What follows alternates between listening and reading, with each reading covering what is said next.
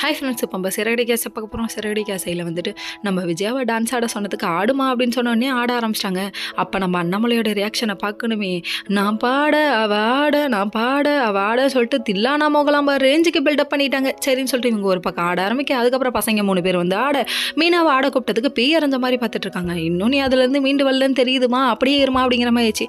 சரிப்பா சாப்பிட போகலாமான்னு சொல்லிட்டு யோசிச்சு கை வைக்கிற டைமில் ஆஹான்னு மறுபடியும் ஒரு சிரிப்பு. யாராதுன்னு எடிக்கிட்டு வெளியே போய் பார்த்தா நம்ம மனோஜ் கண்ணனை பார்த்து சிரின்னு சிரிக்கிறாங்க. யாரு?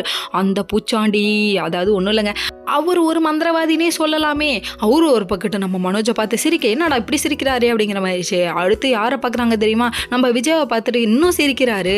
அதுக்கப்புறம் நம்ம அண்ணாமலை ஒரு பக்கம் பசியில் இருப்பார், சாப்பாடு போடுங்கன்னு சொன்னோடனே அழுக ஆரம்பிச்சிட்டாரு. இப்படி ஒரு மனுஷனுக்கு இப்படி ஒரு மருமகளான்னு சொல்லிட்டு ரோகிணியை பார்த்து முறைன்னு முறைக்கிறாரு. ஐயோ இந்த முறை முறைக்கிறானே அப்படிங்கிற மாதிரி ஆயிடுச்சு.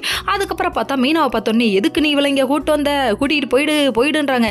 யோ இதனால் ரோகிணி தாயா மாட்ட போறா, எதுக்கு ஏன் நீ தேவையில்லாமல் நம்ம மீனாவை வெளியே அனுப்புற, மீனாவை ஏதோ வளைச்சு கட்டிக்கிட்டு அவங்கலாம் கொலை பண்ணுற மாதிரியே பார்க்குற நீ அப்படிங்கிற மாதிரி ஆயிடுச்சு. அதுக்கப்புறம் பார்த்தா சொன்ன உடனே பேய் அறிஞ்ச மாதிரி மறுபடியும் மாறிட்டாங்க. நம்ம பாட்டி ஒரு பக்கம், அவரு ஒரு பூசாரி, சரியாயிடும் வாங்க உள்ள அப்படின்னு சொல்லிட்டாங்க. உள்ளே கூட்டு போனதுக்கப்புறமா ரொம்ப யோசிக்க ஆரம்பிக்கிறாங்க. பாட்டியே யோசிக்கிற ரேஞ்சுக்கு கொண்டு போய் விட்டுட்டீங்க, நல்லா வருவீங்க அப்படிங்கிற மாதிரி. நம்ம ரோகிணியோட முகத்தில் ஓடலைங்க, அவ்வளோ ஒரு பயம். அதுக்கப்புறம் நாளைங்கிற எபிசோடில் போட்டு காமிச்சாங்க பாருங்க, எத்தனை நாளையா இழுப்பீங்க, ஒரு வாரம் ஆச்சு நம்ம ரோகிணியோட விஷயம் மீனாவுக்கு தெரிய வர போக வச்சு வெளியூர் ஓட்டாங்க. இந்த கணத்தில் ஒரு அரை, அந்த கணத்தில் ஒரு அரை, உன் பிள்ளையால நான் பட்ட பாடு எனக்கு தாண்டி தெரியும் அப்படிங்கிற மாதிரி reaction. Okay friends, next video.